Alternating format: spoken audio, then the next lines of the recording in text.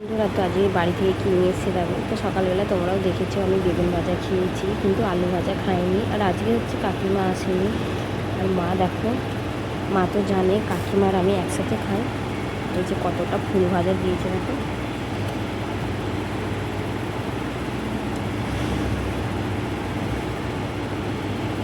আর এখানে আছে পমপ্লেট মাছের ঝাল।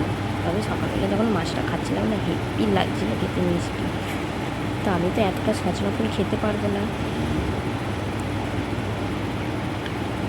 দেখি কী করি। কৌটোই করে রেখে দেবো, কারণ আমি সন্ধ্যাবেলা মুড়ি খাই, তো মুড়ি দিয়ে মাখিয়ে খাবো ফুল ভাজা।